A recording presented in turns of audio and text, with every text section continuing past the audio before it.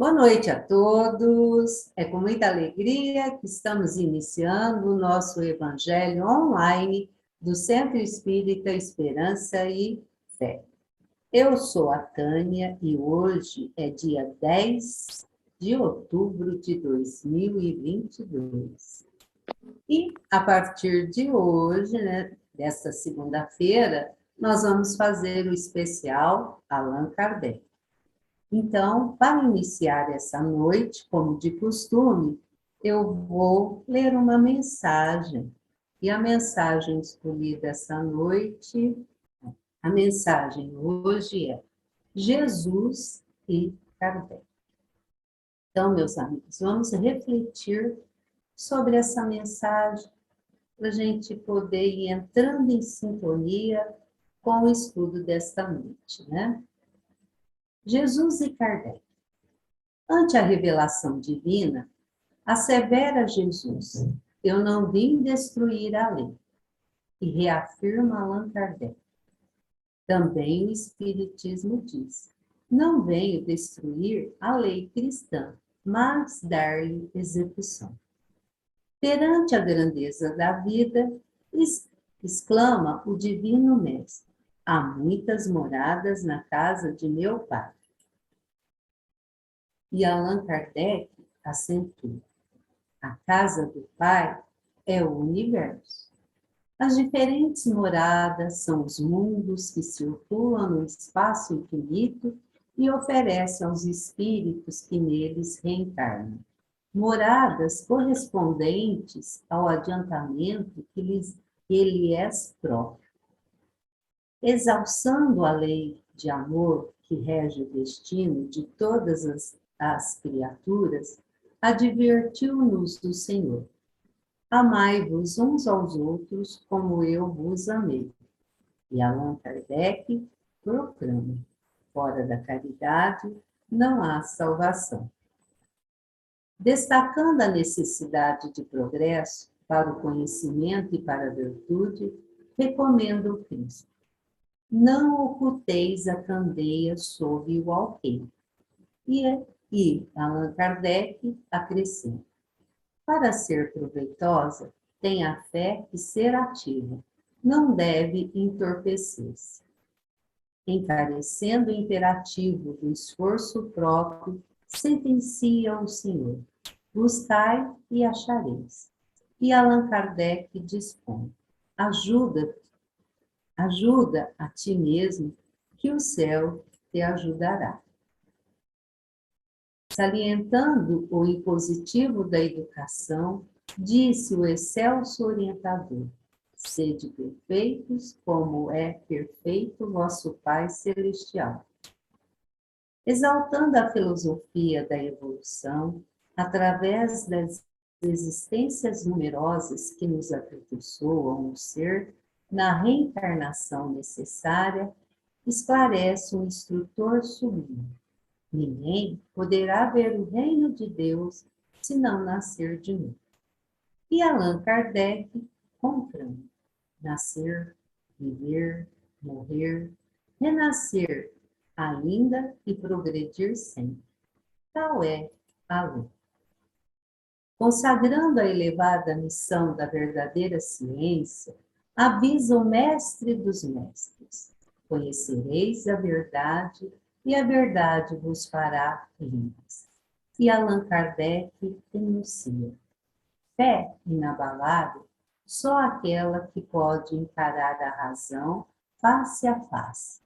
Tão extremamente identificado com o Mestre Divino, surgiu o apóstolo da codificação, e os augustos mensageiros que lhe supervisionaram a obra foram positivos nesta síntese. Recolhemos da resposta à pergunta número 627 em O Livro dos Espíritos. Estamos incumbidos de preparar o reino do bem que Jesus anunciou. Essa é uma mensagem que foi recebida pelo médium Francisco Cândido Xavier, de onde eu retirei, não contém o espírito, né? Só o médium. Mas que possamos aí refletir, né? Basicamente, um resumo do resumo do resumo, né? Do que a doutrina espírita vem nos trazer e o nosso querido Mestre Jesus. Meus amigos, e com essa alegria no coração, né? E com a participação de todos vocês, os nossos amigos que posteriormente irão nos assistir, é que iniciamos a nossa reunião da noite. E para tanto, eu vou convidar a nossa amiga Iraides para fazer a oração inicial. Iraides, minha amiga, seja bem-vinda. Boa noite, Tânia. Boa noite, minha amiga. Boa noite, meus irmãos, encarnados e desencarnados, aos espíritos de luz dessa casa abençoada, com José Marques Garcia, né? E elevando o nosso pensamento em gratidão ao professor Rivail, né? Esse espírito de luz que incansavelmente se debruçou sobre a doutrina, né? Sobre os estudos, para trazer para nós a luz, né? A luz para a humanidade, a luz que esclarece, a luz que consola. Bendita doutrina, né, meus irmãos?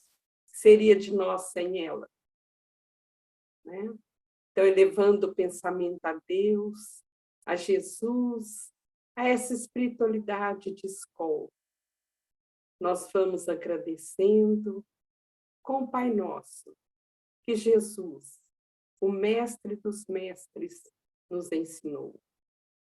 Pai nosso, que estais no céu e em toda parte, nos círculos espirituais, dai-nos, Senhor, o pão material e o pão espiritual a cada dia.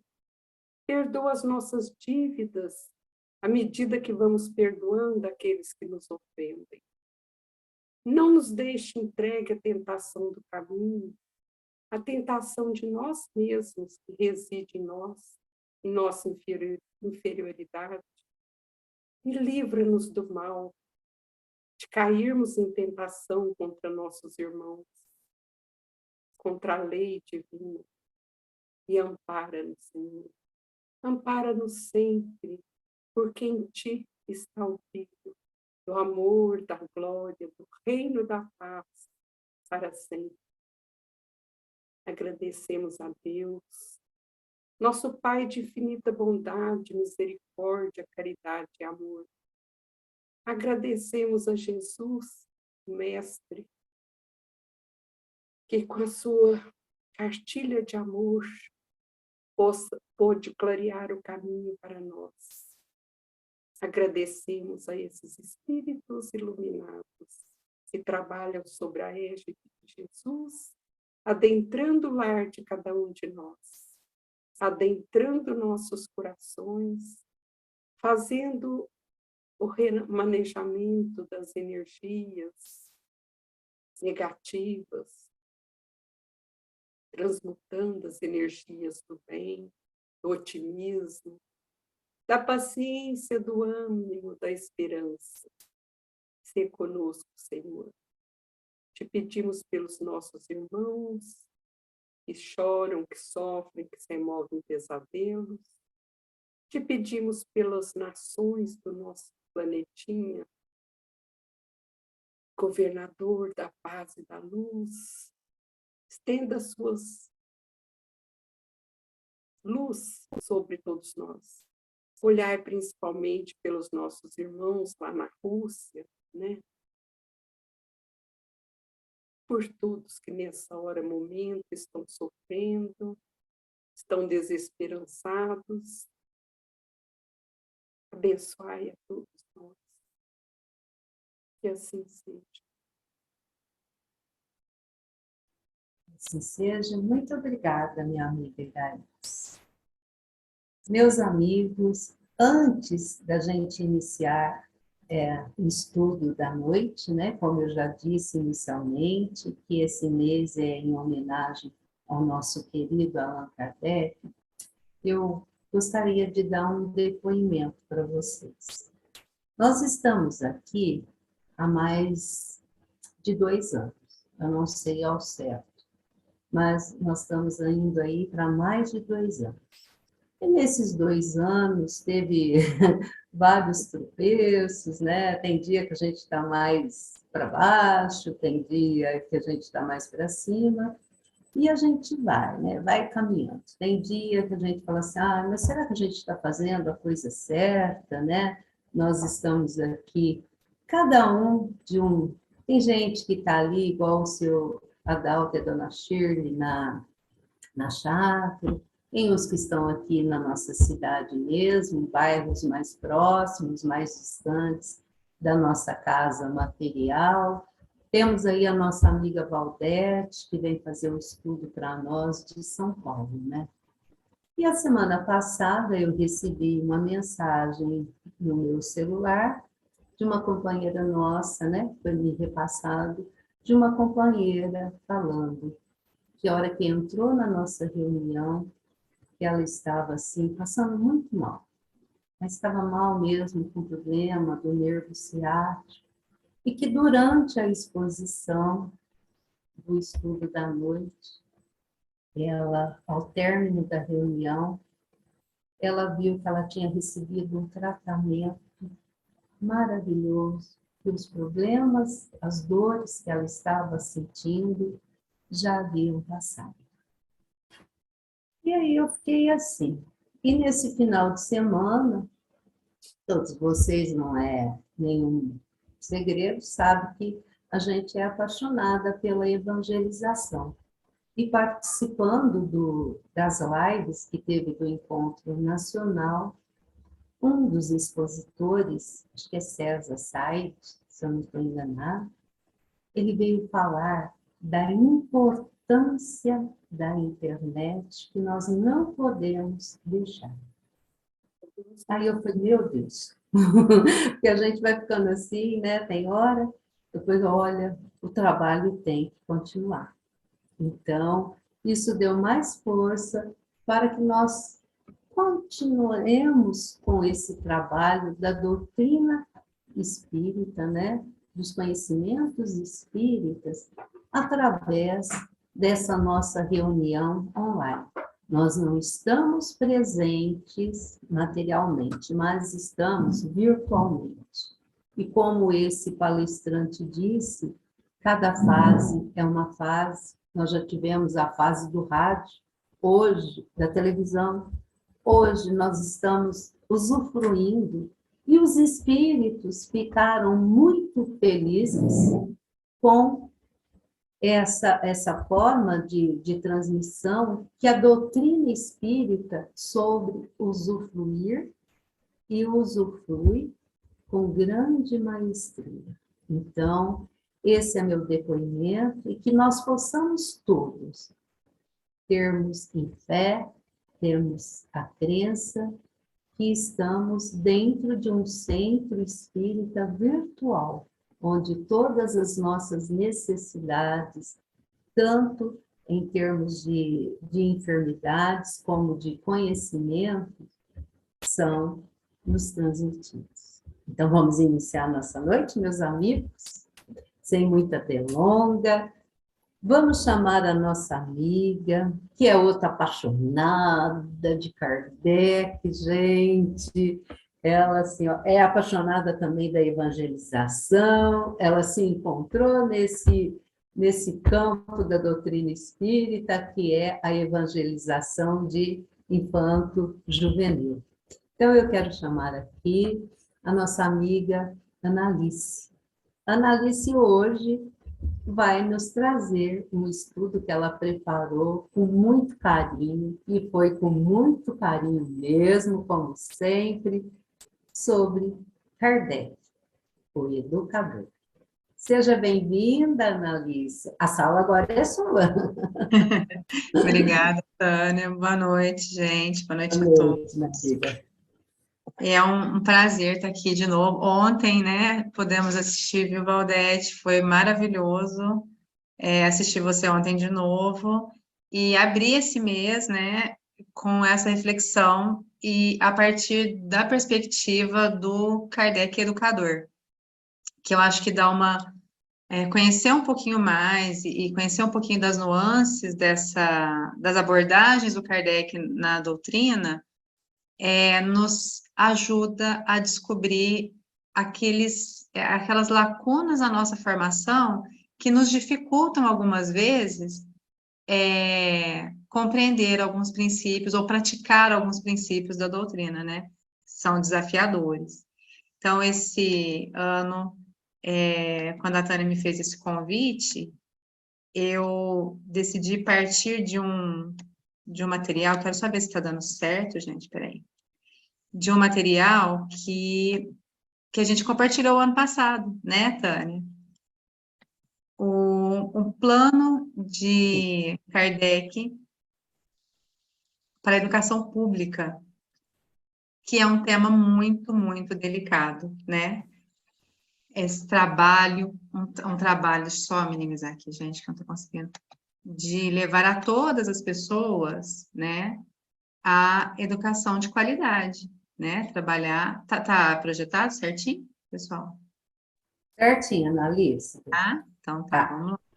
Tá bom. Então, partimos desse nicho e identificamos, no ano passado, muitas nuances mesmo que nós devemos trazer para os nossos dias, para a evangelização, para o nosso autodesenvolvimento, para a educação pública da nossa cidade, né, num processo de construção coletiva de uma nova mentalidade, né? É muito atual, nós temos, quando fomos lendo todo o documento, percebemos que as dificuldades se mantêm, muitas delas, quase que intactas na nossa realidade, né? E as soluções estão ali, muito atuais, né? Ele começa, esse documento, ele introduz, nós não vamos ler o documento todo, nós vamos conversar um pouquinho sobre dois aspectos do documento e o processo educacional ali do Kardec, né? Ainda Rivaio nessa época. Ele tinha só 24 anos, era um jovenzinho, né? Muito experiente, muito instruído, né? Como nós já sabemos, e ele fez um plano robusto, muito completo, que é introduzido da seguinte forma. Todo mundo fala da importância da educação, mas para a maioria, essa palavra tem um significado extremamente vago, porque poucas pessoas chegaram a fazer uma ideia precisa de tudo que abarca. Continuamos assim, né? Continuamos falando a solução para a criminalidade é a educação, a solução para o combate da desigualdade social está na educação, a solução para o combate da violência doméstica e as doenças mentais também é um processo educativo, na educação que nós vamos conseguir as saídas, nós temos essa ideia clara, né? Nas campanhas políticas, em momentos pré-eleitorais, a educação é sempre tema, né, precisamos melhorar a educação, é um consenso, mas considero que ainda temos na nossa sociedade essa lacuna que o Rivaio aqui nos apresentava. Nós não temos, acho, a ideia precisa do que ela abarca. E aí ele nos traz o seguinte: a educação é a arte de formar os homens, isto é, a arte de fazer eclodir neles os germes da virtude e abafar os do vício, de desenvolver sua inteligência e de lhes dar instrução própria às suas necessidades. Enfim, de formar o corpo e de lhe dar força e saúde. Numa palavra, a meta da educação consiste no desenvolvimento simultâneo das faculdades morais, físicas e intelectuais. Eis o que todos repetem, mas o que não se pratica. De uma certa forma, a gente percebe a permanência dessa nossa lacuna, né, social. Aqui agora estamos falando do Brasil, né, trazendo, ele escreveu no contexto em que ele vivia na França, mas estamos trazendo isso para o Brasil de hoje. Mas vamos lá, é possível identificar aqui a permanência. A meta da educação consiste no desenvolvimento simultâneo das faculdades morais, físicas e intelectuais. Nós precisamos nos atentar a isso. E aí, de onde falava o Rivaio? Ele chegou a essa conclusão a partir de que experiência? De onde ele estava dizendo? Qual era o lugar de fala dele? E aí nós vamos olhar um pouquinho esse berço, nós vamos revisitar esse berço e fazendo esse percurso breve, perceber no nosso próprio berço, né, na nossa formação inicial, na nossa infância, na formação que nós oferecemos aos nossos filhos, as professoras, aos nossos alunos, né, quais aspectos ainda precisamos incluir, quais aspectos ainda não conseguimos garantir. Porque quando ele chega a essa conclusão, ele fala de um saber de experiência. E aí, nós vamos olhar para esse berço, que é a linha da sua experiência. Eu iniciei dizendo que ele desenvolveu seus estudos no Colégio de Verdun. Mas vamos passar um pouquinho antes, né? A gente falou disso também no ano passado. Ele viveu numa família e numa região favorecedora do desenvolvimento na primeira infância, né? Porque ele tinha acesso a bens culturais, a família dele tinha condições e tinha acesso a bens culturais com riqueza, e ele tinha acesso ao convívio no meio natural. Ele vivia numa casa muito confortável, numa vila, né, em volta, toda repleta de natureza, árvores, riachos, tudo fácil. Então, ele teve acesso, ao mesmo tempo, aos bens culturais ricos e aos bens naturais. Quando ele vai para o Colégio de Verdun, ele já foi com a bagagem que ele construiu ali com a sua família, né? Ele vivia com a mãe, a avó e um tio, né? Que eram muito cuidadosos, né? E o educaram muito bem. Então, ele vai para esse colégio com essa bagagem, né? Da educação inicial dele. E aí, quando ele entra nesse espaço, ele entra para o espaço em que o princípio de orientação, de organização das práticas é o princípio de liberdade. Liberdade de escolha, liberdade do uso do espaço, liberdade de pensamento. Ali, por exemplo, as portas eram abertas sem porteiros, e não estamos falando de abandono, faça o que você quiser, né? Nada disso. As crianças tinham espaço, tinham liberdade, mas elas eram cuidadas, né? Havia mestres, né, e outros monitores que cuidavam, que vigiavam naquilo né, mas dando espaço para que elas se constituíssem, que elas se construíssem ali.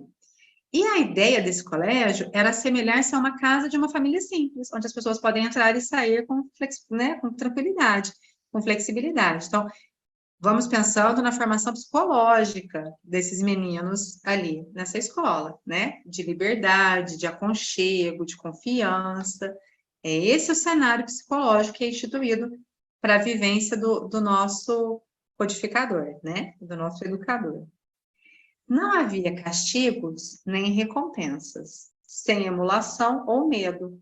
Outra persistência que nós percebemos ainda hoje, né? Ainda hoje, não raro, formas de disciplinar ainda se sustentam na prática de castigos ou de valorização, de prêmios, de premiação.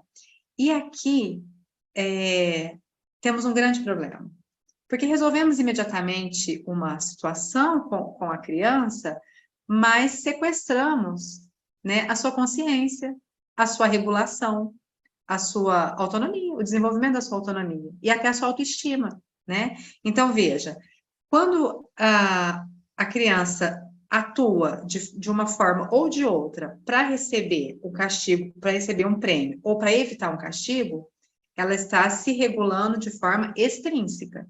Então, não são valores que estão sendo construídos ali, né?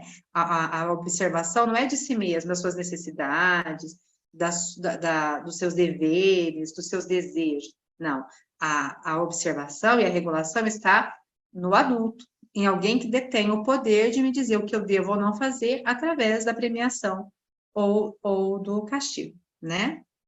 Então, isso atrasa o processo de desenvolvimento da autonomia. Acredito que, em muitos casos, envelhecemos sem desenvolver, né, essa autonomia de pensamento mesmo, né? Porque nos regulamos sempre, aprendemos, isso está no nosso interior, nos regulamos a partir de um terceiro, né? De alguém, de uma autoridade que nos diz o que é certo e errado em diferentes níveis. Então, o nível de consciência, de autonomia, é reduzido. Na escola em que estudou Ivaio, ele não passou por esse obstáculo. Os adultos não estabeleceram esse obstáculo para o desenvolvimento da sua autonomia, porque era uma escola sem castigos, era uma escola sem recompensas, né?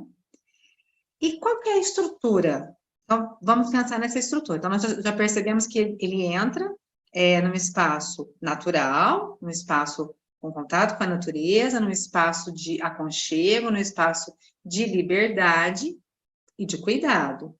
E aí ele vai ter uma estrutura de formação, que é basicamente por vivência. Uma jornada longa, de até... Há livros dizem 10 horas por dia, outros 60 por semana, mais flexíveis, mas é em torno disso. Porém, com atividades separadas em movimentos de contração e expansão, né? Então, eu tenho uma atividade de concentração agora, um canto, uma atividade de movimento. Então, o adolescente, a criança, não ficam o tempo todo concentrados, exaustos no trabalho, mas eles têm um movimento natural de contração e expansão na rotina das suas atividades, né? A última hora, em uma das biografias, ela detalha isso, né? Que a última hora é dedicada ao trabalho livre. E aí é um movimento de escolha, né? É um momento em que mas muito mais explícita a escolha, porque todo o trabalho é orientado pelo desenvolvimento das crianças, né? Eles fazem escolhas o tempo todo. Mas essa última hora, eles têm ali para falar, olha, eu quero escrever para os pais, vou colocar meus deveres em dia, vou fazer um desenho. Eles podem escolher, né? Então, esse trabalho de aprender a realizar escolhas, de aprender a organizar a própria vida, a fazer o que você deseja ou precisa, ele tem essa liberdade, né? As crianças têm esse espaço. Os mestres mais jovens, que eram como monitores ou submestres, cuidavam da vigilância e participavam com os alunos das atividades recreativas, né? Então, eles tinham uma convivência muito saudável, muito gostosa. E o que acontecia? Eles estavam ali observando, né? Esse é um trabalho de cuidado, de observar essas crianças, o seu desenvolvimento, as suas tendências, as suas atitudes.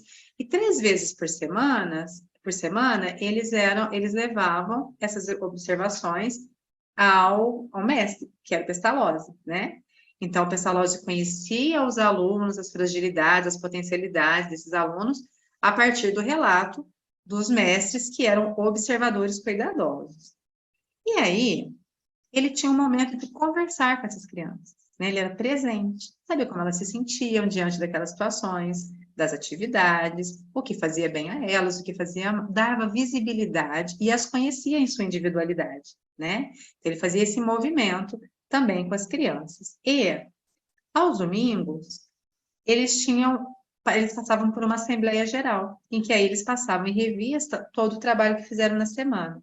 Momento de se reorganizarem, né, naquilo que foi positivo e participarem, sugerirem, né? Era uma assembleia. Então, os meninos tinham espaço aqui para protagonizar ali sobre os seus próprios processos de formação. Era um trabalho, como nós já falamos, por experiência mesmo, por vivência concreta, né? Nós vamos falar um pouquinho mais sobre isso. Por exemplo, eles tinham aula de natação no lago, caminhadas pelo jardim do castelo, para os maiores, exercícios militares, né? A formação ali, né? Pelas atividades facultativas de esgrima e dança, vivências das festas culturais, incluindo o aniversário do Pestalozzi, estudo do meio nas florestas vizinhas, apresentações teatrais abordando frequentemente fatos heróicos da história suíça, né? Fatos heróicos, as biografias, um trabalho de contato cultural mesmo, que ajuda, né? Olha o movimento como é interessante. Vou falar o último aqui, o canto nos intervalos das lições, nos recreios, nos passeios. Então, havia atividade física, atividade artística e muitas atividades, todas as atividades por vivências. Então, o saber vai se construindo através da experiência, né? Não é um saber de livro, né? De ouvir falar de uma peça, ler sobre a peça, mas de vivência, né? Todo esse trabalho compondo a experiência dessas pessoas, atravessando a experiência dessas pessoas, dessas crianças, desses adolescentes, né? E aí, é muito gostoso de ver, porque eles tinham um currículo muito completo, né?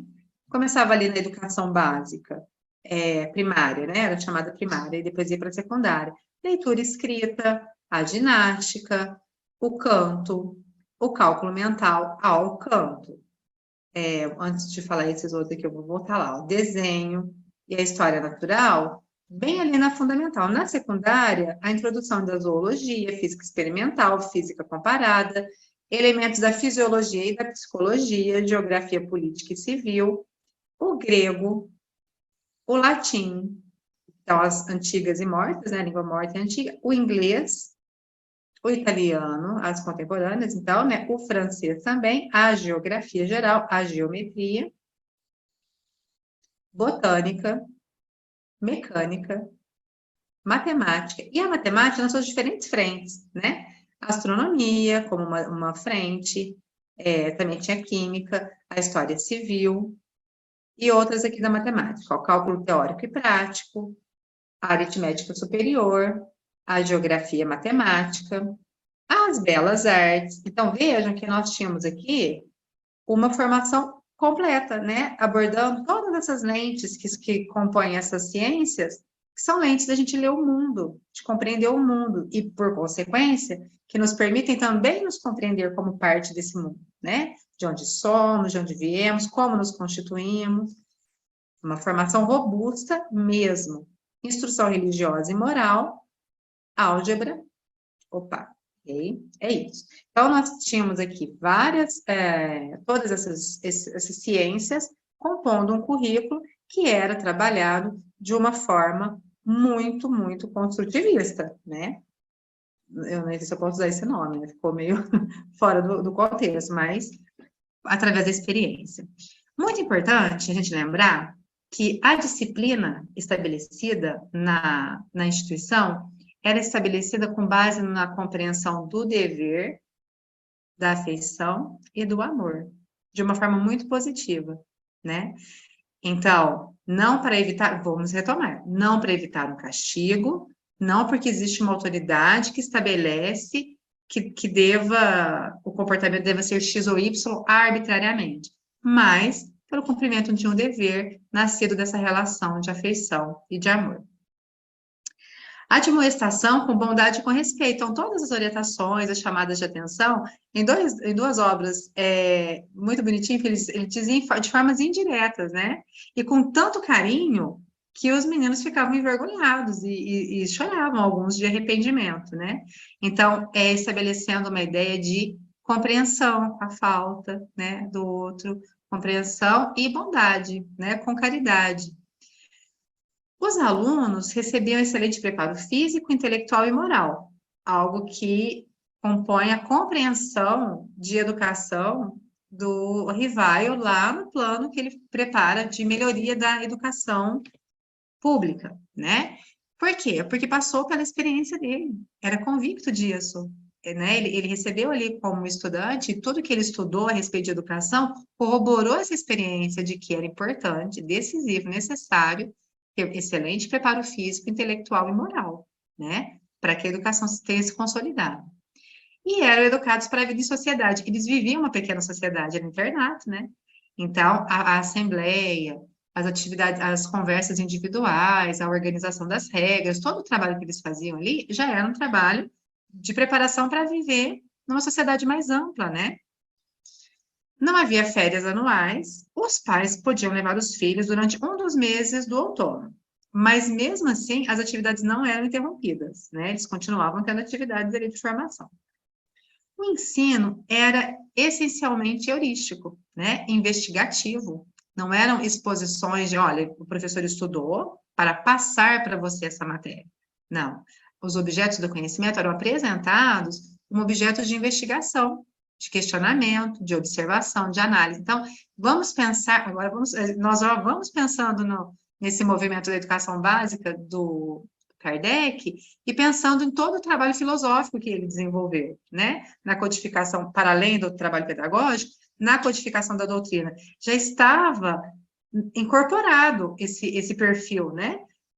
Pela prática concreta de investigador, de analista, né? Esse trabalho de construção do conhecimento a partir da observação, da análise, da investigação mesmo. E a intuição, isso é um dos princípios, é o princípio fundante do Pestalozzi, é a fonte de todos os conhecimentos, de todas as pessoas, né? Por quê? E aí, havia uma definição mais extensa e menos simples no livro do Vanto Will, mas eu gostei mais dessa aqui, que foi trazida pelo Paulo Figueiredo, que é o quê? A intuição é a faculdade de ver ou discernir mentalmente o que não é possível perceber por meio dos sentidos.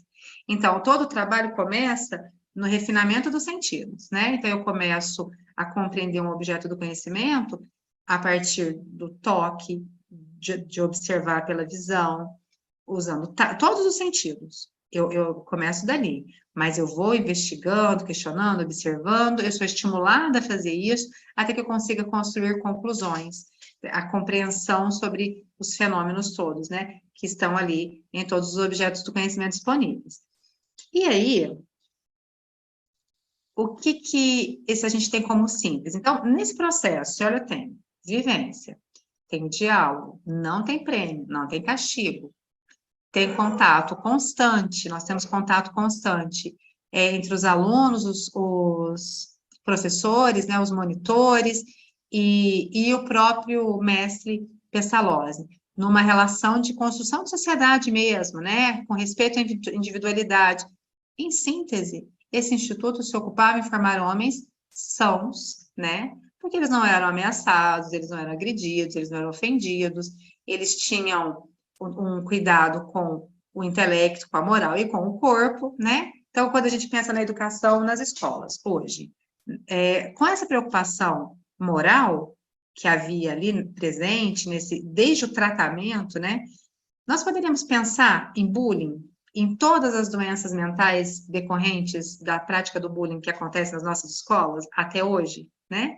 Nós pensamos que nessa perspectiva de Pestalozzi seria impossível, né? Esse tratamento. Eles tinham atividades físicas constantes, alimentação saudável, quer dizer, eles eram formados para ter saúde, né? Física e mental. Bons e virtuosos, vamos lembrar do trabalho com a moral, lembrando novamente que é um trabalho de desenvolvimento de valores, pela prática e pela vivência, não de prescrição de virtudes, né? De exposição do que são as virtudes, né?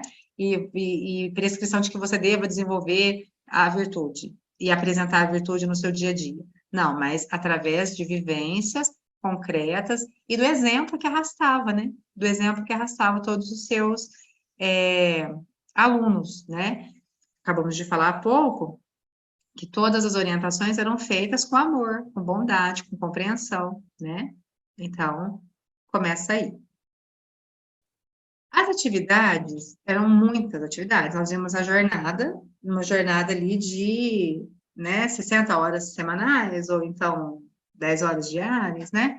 Eram muitas atividades, eram ativas e eram fecundas, porque eram de prática, né?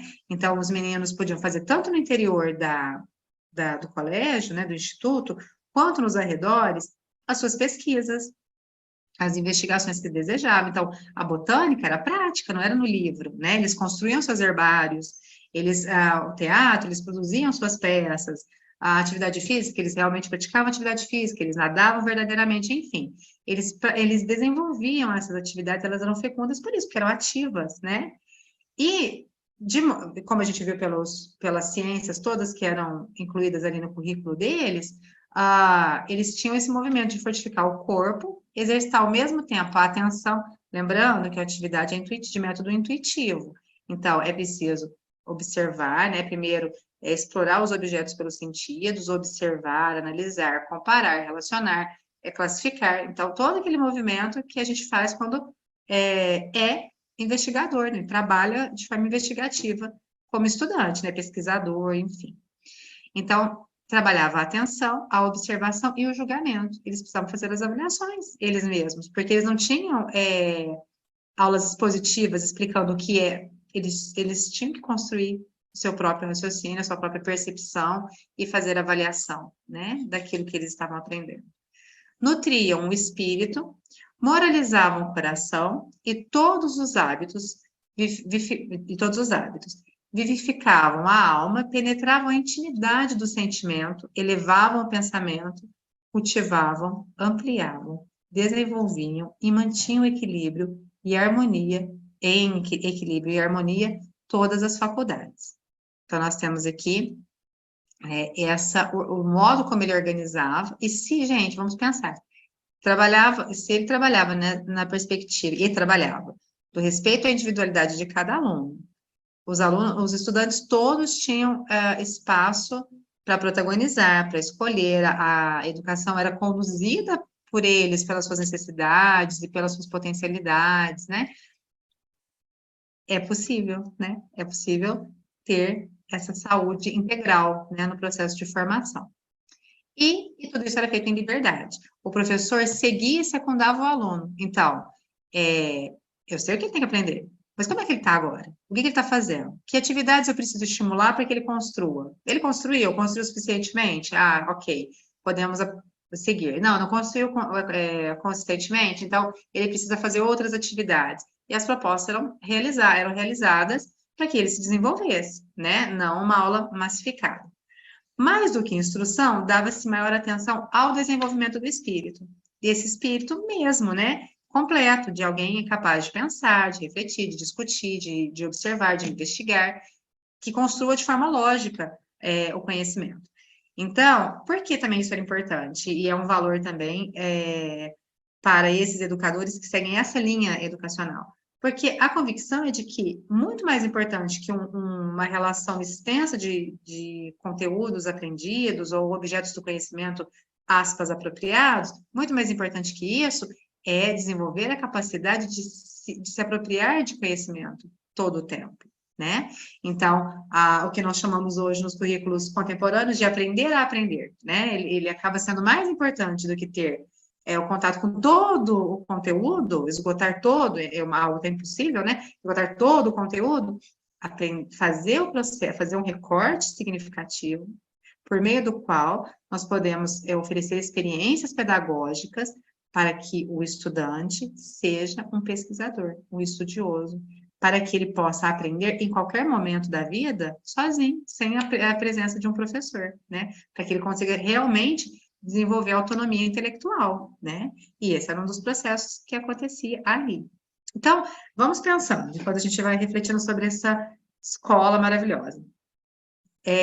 O nosso codificador teve essa bagagem, né? Quando a gente pensa nas obras, nas orientações, nas instruções, todo o recorte que ele fez, toda a organização, nós conseguimos entender, olhando para esse cenário, nós conseguimos entender como isso é possível, como a construção desse raciocínio é possível, como nós conseguimos compreender, como, por alguns de nós, por algumas lacunas na nossa formação, ainda não conseguimos, e já dá até para encontrar uma chave e buscar que experiências nos faltam, enquanto indivíduos, né, que experiências de educação nos faltam para alcançar algumas dessas realidades, né, desse jeito de ver o mundo, dessa outra forma de nos relacionarmos com as pessoas, de nos relacionarmos com as nossas angústias, né, de nos relacionarmos com a ausência, muitas vezes, de autonomia, né? Quantos de nós não somos muito suscetíveis ainda a julgamentos, não somos muito suscetíveis ainda a avaliações exteriores a nós, justamente porque tivemos uma educação que não nos possibilitou essa liberdade para ser quem verdadeiramente nós somos, né? Então, nos exemplos que a Valdete deu ontem, do verniz, né? Que muitos de nós, vou falar por mim, né? Quantas vezes usamos um verniz porque não sabemos que determinadas tendências que nós não conseguimos reprimir em nós não são aceitas, mas muitas vezes não trabalhamos essas más tendências com profundidade, né? Porque já aprendemos uma forma confortável de conviver com elas, que é usar a nossa máscara, colocar um vernizinho ali de bondade, de delicadeza, né? Então, a proposta de trabalho, né, nessa educação, por ser muito livre, por ser de liberdade, ela não estimula o estudante, a criança, o adolescente, a construir máscaras, né? Mas permite, estimula a lidar com a verdade, com quem ele é, e se construir outros hábitos, né? Uma das coisas muito importantes que o Rivaio fala, no texto lá da proposta do plano, né, para o ensino, para a educação pública, é sobre como nós tratamos como características nossas, né, as nossas más inclinações, coisas que inicialmente foram hábitos construídos, né? Então, você vai construindo determinados hábitos e vai realizando e assumindo determinadas práticas de forma automática e pronto, considera isso uma tendência sua simples assim. Porém, se desde a sua primeira infância você não tivesse construído, né, não tivesse havido espaço para nós construirmos esses maus hábitos, nós possivelmente não teríamos determinadas más inclinações, né?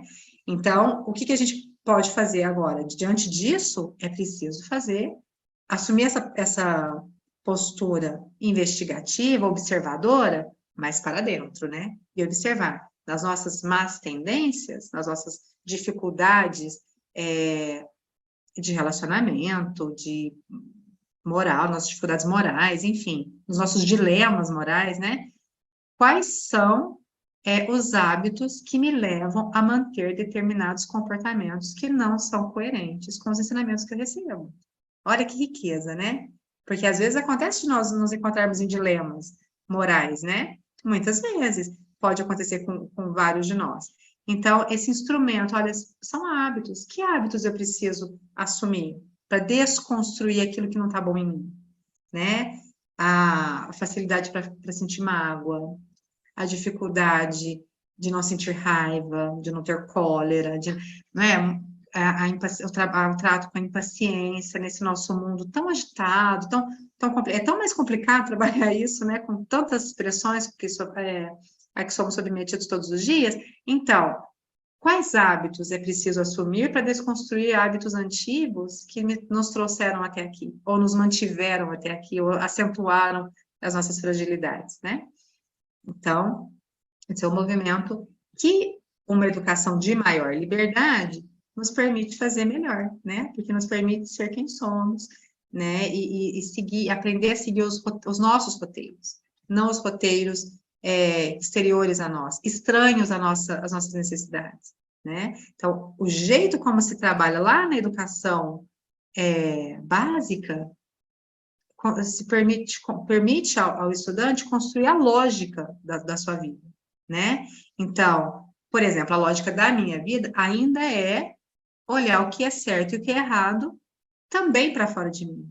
Claro que hoje, na idade que eu estou, eu já consigo fazer avaliações intrínsecas, mas na adolescência eu não consegui de jeito nenhum. E ainda hoje eu temo, é um exemplo, né? Eu temo olhares externos, ainda tenho prisões, né? Ainda tenho prisões. Assim, amarras, né? Prisões não, amarras.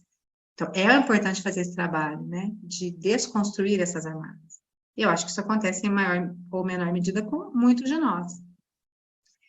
Ficou muito clarinho isso aqui, né? Não está nem aparecendo para vocês, tá? O Rivaio. Então, vamos voltar agora para o Rivaio. A gente falou ali de como era esse contexto. Nesse contexto, esse menino, aos 14 anos, já atuava como submestre. Muito interessante, porque mesmo antes, né, na outra instituição, o Pestalozzi já contava com o apoio dos estudantes mais experientes para trabalhar com os estudantes menos experientes. Já era uma estratégia que ele usava, né, que ficou modinha nessa época, numa determinada época, e falou, eu já uso isso há muito tempo, esse recurso há muito tempo. Por que é importante?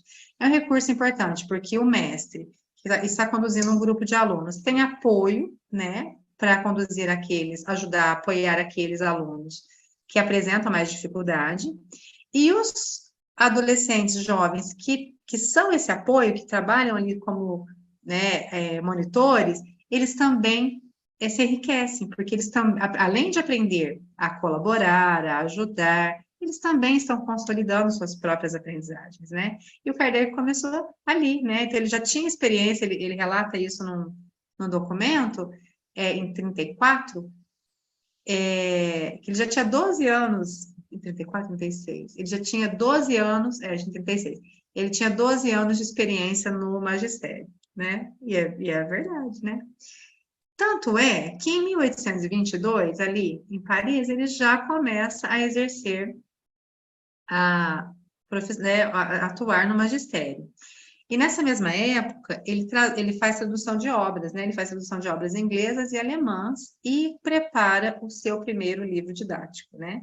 Ele vai fazer ali, ó, com 18 anos, 18 anos, ele faz o livro sobre aritmética, né? Um plano de trabalho para aritmética. E é interessante que ele desenvolve esse livro pensando muito nas mães que vão acompanhar as crianças, né? Então, ele faz um livro muito claro, com muitos exercícios, com passo a passo, exemplificando, para que fosse acessível a qualquer pessoa que fosse apoiar as crianças que iriam utilizar esse material, né? Bom, e aí, quando ele faz o livro, ele vai sistematizar os seus princípios, né? Os seus princípios. E aí, vamos pensar ali nos princípios que ele trouxe de Pestalozzi, né? Primeiro, que nós já falamos há pouco, a intuição é o fundamental da instrução. É preciso trabalhar a partir da observação do meio, a aprender a estabelecer relações, aprender a observar, a analisar e a fazer conclusões, né? Raciocinar sobre aquilo que você acessa. A linguagem deve estar ligada à intuição. E isso é um aspecto muito interessante que a gente vê na codificação, a precisão da linguagem do Kardec, né? Uma preocupação que também é uma preocupação do Pestalozzi. O trabalho com a precisão da linguagem, né? É preciso saber expressar com clareza o que você pensa, né? Essa era uma preocupação importante que a gente vê no mestre e no discípulo, que é o nosso codificador. A época de ensinar não é a época de julgar e criticar. Isso é excelente, porque aí você gera bloqueio, né? Então, quando você oferece outras possibilidades de a pessoa compreender, de o aprendiz compreender aquilo que ele não está compreendendo nesse momento, ao invés de fazer críticas aos rumos, você oferece outras possibilidades, ele não cria uma resistência, uma vergonha, uma timidez, um constrangimento, um bloqueio, né? Então, não é momento para isso. Em cada matéria, o ensino deve começar pelos elementos mais simples, né? E aí ele vai falar da graduação da complexidade mesmo, de acordo com o desenvolvimento da criança, né? E ele fala disso numa perspectiva psicológica, né? Há determinadas operações mentais que não é possível fazer em todas as idades, né? Ou utilizar em todas as idades. Então, as atividades precisam ser adequadas às fases de desenvolvimento das crianças, né? Deve-se insistir bastante tempo em cada ponto da lição, a fim de que a criança adquira sobre ela o completo domínio. Eu acho isso uma delícia, porque a superficialidade é uma grande chaga, né, na educação. Conhecer as coisas superficialmente, né? É uma chaga da minha geração para cá, né? Antes de mim não consigo falar, mas da minha geração para cá tanto que quando nós vamos buscar um texto, uma pesquisa hoje, há conhecimentos históricos, conhecimentos geográficos que nos escapam, né? Por quê? Porque nós não nos detivemos o suficiente em cada ponto das lições do nosso passado. E isso atrapalha as leituras futuras, né? Para quem aprendeu a aprender, ótimo, né? Sempre é tempo de retomar, sempre é tempo de revisar. Mas como seria bom se nós construíssemos de forma muito consistente cada conceito em cada fase da nossa vida, né? Seríamos leitores mais proficientes, né, hoje em dia. Então, essa preocupação é uma preocupação ali. Vamos vendo ser forjado o perfil do codificador, né, com toda essa qualidade de educação. O ensino deve seguir a via do desenvolvimento e jamais a da exposição dogmática. Muito bem, então, eu preciso ali, fazendo todo aquele movimento, trabalhar, estudar, observar, analisar, avaliar o que eu estou analisando, né, discutir isso com os meus pares, e aí chegar a conclusões, né? As minhas conclusões não serão construídas a partir da escuta da conclusão a que chegou o meu mestre, né? A individualidade do aluno deve ser sagrada para o educador. Só assim é possível fazer esse trabalho usando o método intuitivo, né? O educador precisa conhecer o jeito de pensar, as dificuldades, as facilidades, o jeito de aprender de cada educando para oferecer as atividades e fazer as intervenções mais adequadas, né? O principal fim do ensino elementar não é sobrecarregar a criança de conhecimentos e talentos, que nós falamos há pouco, né? Então, é importante desenvolver as forças da inteligência, ensinar a aprender, né? Não é preciso uma quantidade muito grande de conteúdos, mas muita qualidade na abordagem daqueles que forem selecionados. Ao saber, é preciso aliar a ação. Aos conhecimentos, o saber fazer, né? É preciso que nós coloquemos em prática todos os conceitos que nós... primeiro que a gente começa pela prática, né? Para observar, para analisar e tal, mas que eles tenham uma finalidade, que eles possam nos ajudar a saber a tomar decisões, a realizar coisas, a construir, né? As relações entre mestre e alunos, sobretudo no que concerne a disciplina, né? Devem ser fundadas no amor e por ele governadas. Ai, gente, que sonho, né, de escola. Então, para simplificar, se considera princípios basilares na formação do Pestalozzi 3 princípios: o desenvolvimento da atenção, a formação da consciência e o enobrecimento do coração. E é muito curioso, porque houve um momento em que o Pestalozzi foi deixado por um grupo de mestres que atuavam com ele no instituto, e em pouco tempo ele levou a derrocada do instituto, porque ele foi acusado de não ser cristão. E todos aqueles que... Por que ele foi acusado de não ser cristão? Porque ele era um homem do raciocínio, da fé raciocinada, né? Já, o Pestalozzi. Então, ele tinha princípios cristãos na sua prática, mas ele não era ligado a dogmas, ele não era ligado à exteriorização da expressão cristã. E muitos daqueles que saíram em sua defesa disseram isso, né? Ele trabalha amplamente a caridade, ele trabalha no dia a dia dele, a materialização, o dia a dia do Pestalozzi era a materialização dos princípios cristãos, mas ele foi deixado por pessoas que acusavam de não ser cristão, né, em função disso. E isso mexeu muito com o Rivaio, né? E o tornou ainda mais crítico em relação ao misticismo, e ele era tão crítico às questões religiosas quanto científicas. Ele não permitia nenhum tipo de dogmatismo, nem na ciência, nem na religião, né?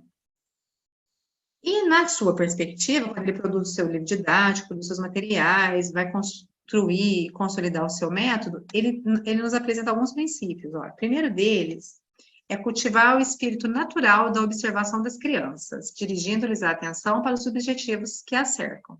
Então, sempre estimulá-las a observar, né, a ser curiosas, né, a quererem conhecer, a quererem saber. Cultivar a inteligência observando um comportamento que habilite o aluno a descobrir por si mesmo as regras. Então, ao invés de ditar as regras, oferecer condições para que ele consiga, pela comparação, pela análise, pela observação, concluir, reconstruir essas regras, né? Proceder sempre do conhecido para o desconhecido, do simples para o composto. Novamente, a graduação lá, né? A gradação da aprendizagem, conforme o nível do desenvolvimento de cada estudante. Evitar toda atividade mecânica, levando o aluno a conhecer o fim e a razão de tudo que faz, né? Eu estou fazendo por quê e para quê, o que eu estou fazendo agora, né? Sempre importante.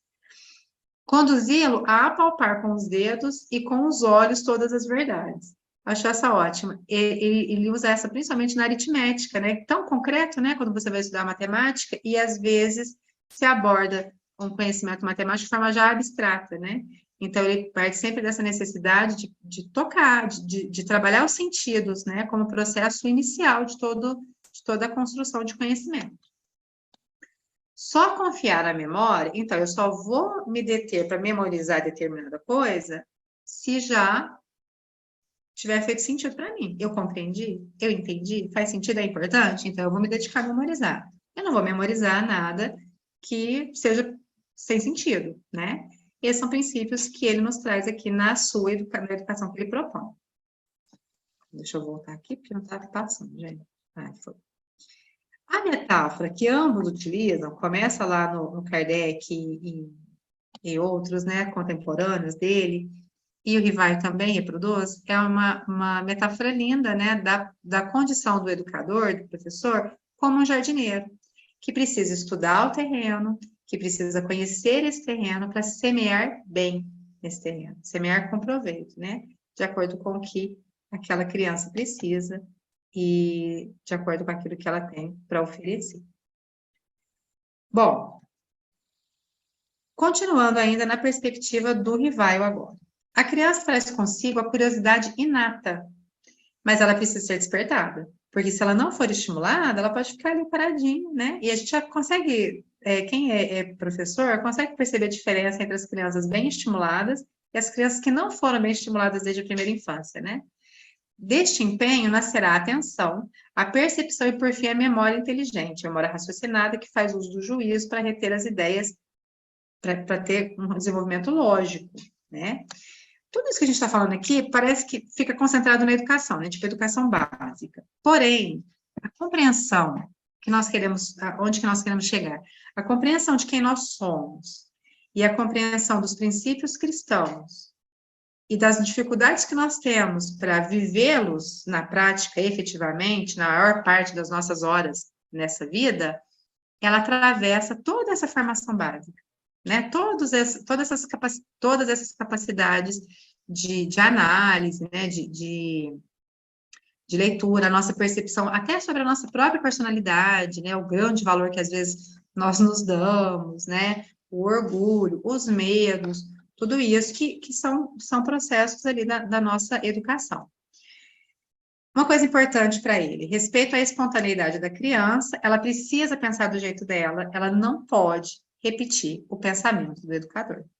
Nas nossas relações interpessoais, nas nossas relações com a própria religião, também isso acontece, né? Pode acontecer. Quantas pessoas podem ouvir um palestrante, um orador, e tomar tudo que ele diz como verdade absoluta? E isso é muito perigoso, preocupante, porque somos muito falhos, né, todos. Então, por mais que a gente cuide do que vai dizer, por mais que a gente estude, ainda somos falhos. Então, é preciso ter autonomia de pensamento, né? E isso desde a infância favorecerá um adulto mais preparado para lidar no mundo. A criança vendo, tocando, descobrindo não toda a ciência, mas sucessivamente tudo que na ciência está ao seu alcance. Ou seja, não vamos esgotar conteúdos, não é necessário. É necessário que ela se desenvolva manipulando esses conteúdos, né?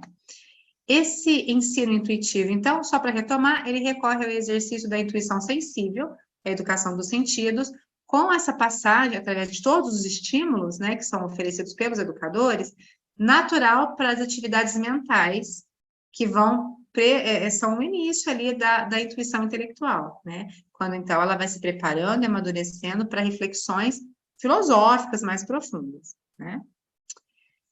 E aí, lá, a gente vai voltar lá para o plano proposto para a melhoria da educação pública e fazer uma ponte dele com um trechinho do Livro dos Espíritos. Ele diz assim: vê-se, pois, que depende dos pais cercar a criança, desde seu nascimento, de impressões salutares para o seu espírito e para o seu coração, e evitar todas as que podem lhe ser prejudiciais, como se evita deixá-la numa atmosfera ruim. Eis o segredo da verdadeira educação moral.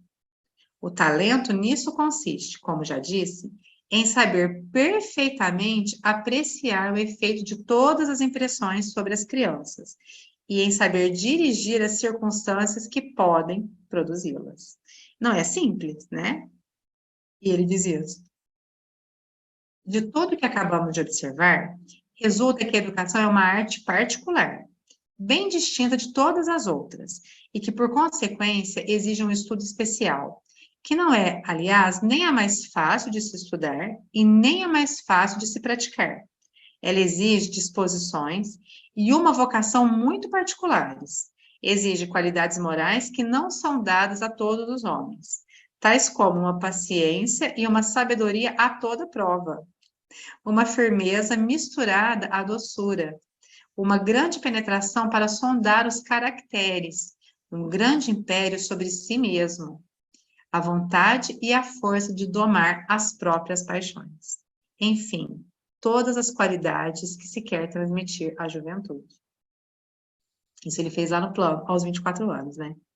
E aí a gente olha aqui, vamos lembrar que eu escolhi esse trecho por isso. Todo esse trabalho do Pestalozzi e do Rivaio, ele se sustenta nos princípios de liberdade, né? Então, só será possível educar verdadeiramente se as pessoas forem verdadeiramente livres para ser quem elas são e para a gente trabalhar aquilo que é necessário e é verdadeiro, né? Sem o verniz que a gente aprendeu, infelizmente, a usar, né? Na nossa vida com mais tranquilidade, de forma mais recorrente. Então, lá nesse plano ainda, antes de chegar lá no Livro dos Espíritos, tem mais um trechinho que eu separei, desculpa.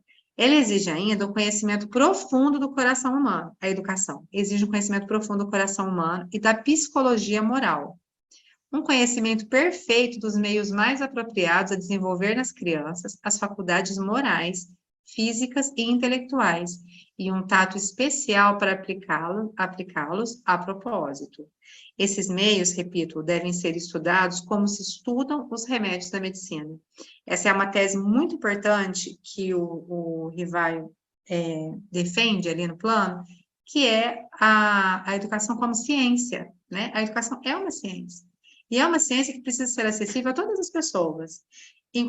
Porque se é uma ciência acessível a todas as pessoas no ensino secundário, né, que hoje nós temos aqui o ensino médio, por exemplo, nós teremos pais com maior facilidade de educar seus filhos, né? Porque eles conhecem as fases do desenvolvimento infantil, as implicações psicológicas de uma abordagem X ou Y, né?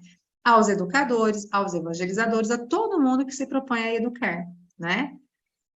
E aí, falando em liberdade, agora que eu voltei para a parte que eu tinha pensado, tinha me acelerado, gente. Eu pensei na questão 796 do Livro dos Espíritos, sobre o livre-arbítrio. Vamos lá. A questão do livre-arbítrio, deixa eu tirar, do livre-arbítrio, se pode resumir assim. O homem não é fatalmente levado ao mal. Os atos que pratica não foram previamente determinados. Os crimes que comete não resultam de uma sentença do destino. Ele pode, por prova e por expiação, escolher uma existência em que seja arrastado ao crime, quer pelo meio que se ache colocado, quer pelas circunstâncias que sobrevêm, mas será sempre livre de agir ou não agir. Assim, o livre-arbítrio existe para ele quando no estado de espírito, ao fazer escolha da existência e das provas, e como encarnado na faculdade de ceder ou de resistir aos arrastamentos a que todos nos temos voluntariamente submetido. Cabe à educação combater essas más tendências. Falou-á utilmente quando se basear no estudo aprofundado da natureza moral do homem. Pelo conhecimento das leis que regem essa natureza moral, chegar-se-á a modificá-la, como se modifica a inteligência pela instrução e o temperamento pela higiene. Então, nós saímos ali do texto dele, escrito aos 24 anos, e viemos aqui para o Livro dos Espíritos mais de 20 anos depois, né? Tudo bem? Então, olha só. A liberdade que é proposta na pedagogia do Pestalozzi e é proposta na pedagogia do Rivaio, é a liberdade que nos é concedida na vida. Então, é uma pedagogia muito mais natural, né? Que é muito mais próxima do que acontece na vida real mesmo. Nós temos o livre-arbítrio, nós temos a liberdade de escolha, não é? O tempo todo. E, tanto nessas pedagogias, nessa proposta de educação, quanto na vida, é a educação, a construção de novos hábitos, a construção de bons hábitos, a eliminação de vícios que pode combater as más inclinações que todos nós trazemos, né? Ou que a maior parte de nós trazemos. Eu estou com o hábito de falar no plural, né? Tipo, falo das minhas feiuras no plural aqui. E aí, a gente encerra esse momento com um trechinho aqui do próprio Pestalozzi, do mestre, do nosso codificador. Seguir o elevado preceito de Jesus. Necessário limpar primeiro o interior, para que o exterior seja igualmente limpo. Parar de compartilhar. E eu passei muito da hora, hein, gente? Não li. E é isso, eu gostaria de agradecer muito. Foi uma experiência muito saborosa ler esses textos e poder compartilhar com vocês um pouquinho das reflexões que eles despertaram em mim. Obrigada, viu? A todos. Tânia, você está sem som.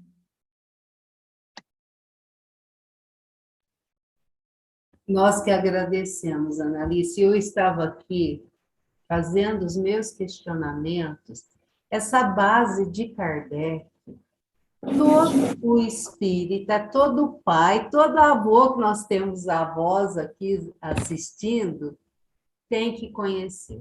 Então, vai pensar, mas eu não sou professora, eu não entendo dessa parte. Mas para a gente poder entender como é que se faz a educação de uma criança. Para chegar até, eu posso estar até errada, vocês me corrijam, Valdete, Caí, Mara, na questão do trabalhador espírita que for trabalhar como em todos os setores do centro espírita, mas principalmente como um dialogador.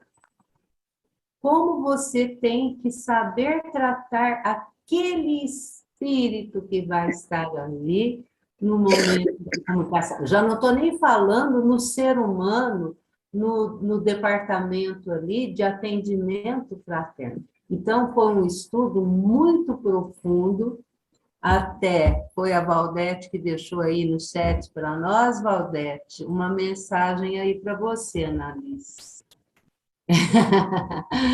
Você precisa levar esse estudo para o encontro, uma oportunidade de envolver mais pessoas. Muito obrigado pelos conhecimentos tão bem apresentados.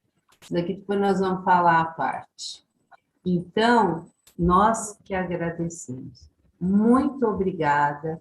E eu estava aqui questionando que a gente precisa pegar depois essa live, que vai ficar gravada, e rever ponto a ponto, para que nós possamos também nos desenvolver as nossas, vamos dizer assim, aqueles pontinhos que ficaram, que estão em nós, né? Nosso orgulho, nossa maledicência, né? A nossa falta de paciência, para que possamos desenvolver. Então, nossa gratidão, minha amiga, muito obrigada. Que Jesus, Maria Santíssima, Eurípides Barçanu, a equipe do senhor José Marques Garcia, que está ali com a dona Maria Balola, que foi uma das nossas primeiras evangelizadoras, possa te amparar, te proteger e te iluminar nesse caminho. Um beijo no seu coração, minha amiga. Oh, meus amigos, eu fico aqui empolgado com essa questão que nos envolve, que é muito profunda e que todo ser, todo espírito precisa conhecer essa questão da educação. Começamos bem esse mês de Kardec, né? E para a semana que vem, vou fazer meu convite, nós teremos aqui conosco o nosso amigo, o Jean, que vai falar sobre Kardec e a mediunidade. Na terceira semana, que é a da USE, virá o senhor Francisco Bárbara. Ele vai estar falando também, mais direcionado à questão da biografia de Kardec. E na última semana, nós teremos aqui conosco o nosso amigo Sotoninho Betarello, que irá falar sobre os princípios básicos da doutrina espírita. Então, fica aqui o nosso convite. Vamos agora, então, para a nossa finalização, pedindo ao seu Adalto que faça a nossa oração final e vamos mentalizar neste momento E quarta-feira é o dia das crianças, né? Na Igreja Católica nós temos aí a comemoração desse espírito, né? Que que eles denominam Nossa Senhora Aparecida, que é um espírito trabalhador também, educador, né? Então, que nós possamos, neste momento, vibrar pelas nossas crianças, vibrar pela humanidade, vibrar pelo nosso lar, vibrar pela doutrina do Espírito, principalmente agradecermos ao nosso querido Mestre Jesus, que nos deu a oportunidade de conviver com os ensinamentos do nosso querido Allan Kardec. Allan Kardec que nos trouxe os conhecimentos também do nosso Mestre Jesus, né? Um intercâmbio aí maravilhoso. Gratidão infinita pela oportunidade de estarmos espíritas cristãos, né? Neste momento tão crucial da evolução do nosso planeta. Abençoe o nosso lar, abençoe a cada irmão que está aqui conosco e os que nos assistirão posteriormente. Seu Adalto? Sim. Ó bem-aventurada Virgem Maria, Mãe de nosso Senhor Jesus Cristo, Rainha do céu e da terra, advogada dos pecadores, auxiliadora dos cristãos, desterradora das indigências, das calamidades, dos inimigos corporais e espirituais, dos maus pensamentos, das cenas terríveis do dia do juízo, das pragas, das bruxarias, dos malfeitores, ladrões, arrombadores, assaltante e assassino. Minha amada Mãe, eu, prostrado agora aos vossos pés, cheio de arrependimento das minhas pesadas culpas, por vosso intermédio imploro perdão ao boníssimo Deus. Rogai ao vosso divino Jesus por nossas famílias, para que desterre nossas vidas todos esses males, nos dê perdão de nossos pecados e nos enriqueça de sua divina graça e misericórdia. Cobri-nos com o vosso manto maternal, desterrai de nós todos os males e maldições, afugentai de nós a peste e o desassossego, possamos por vosso intermédio obter a cura de todas as doenças, encontrar as portas do céu abertas e ser felizes por toda a eternidade. Que assim seja. Assim seja. E assim seja, seu Adalto. Meus amigos, muito obrigado pela presença de todos. Um beijo no coração e até a próxima semana. Fiquem com Deus.